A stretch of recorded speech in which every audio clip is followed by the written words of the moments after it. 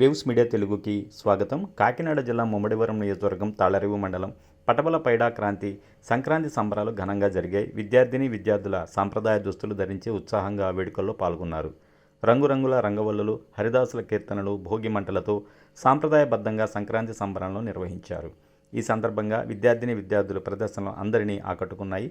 ఈ కార్యక్రమానికి Yanam collector Akit Kumar, JNTU UK professor బాలాజీలు ముఖ్య అతిథులుగా హాజరై వేడుకలను తిలకించారు. सर अलग है सर स्माइल सर अलग है smile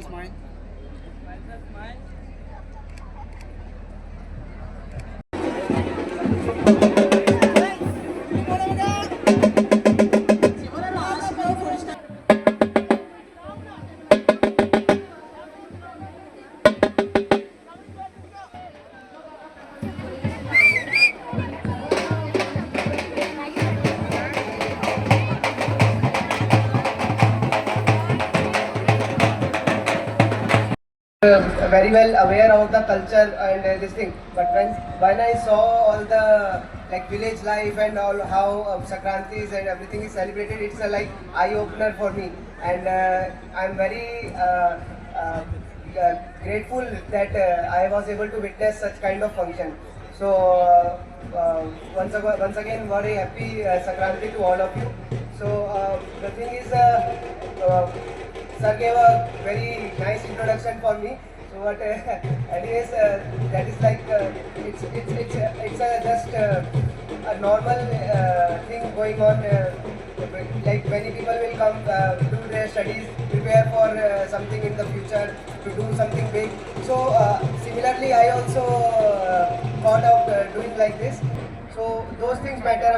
My batchmates with their interaction with them and with this, because of them only and because of my support of my parents and PV Suryaprakash, Principal Paida College of Engineering. ఈ సంక్రాంతి సంబరాలు అనేవి మా పైడా కాలేజీలో పైడా group సంస్థలకు అనుగుణంగా గత 16 ఏళ్ల నుంచి ప్రతి ఏడాది భోగికి ముందు రోజున లేదా 2 రోజుల ముందున జరుపుకుంటున్నాం.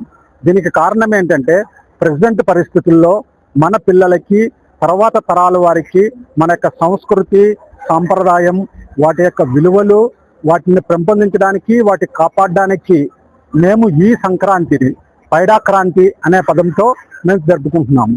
దీంట్లో మన సంప్రదాయం ప్రకారంగా జరిగే ఒక సంక్రాంతి రోజున ఒక చిన్న విలేజ్ ఎలా ఉంటుంది, అక్కడ ఏం జరుగుతాయి అనేవి మా పిల్లలు వాళ్ళ చేతులతో చేసి మాకు ఒక విశదక తెలుపుతూ ఉంటారు.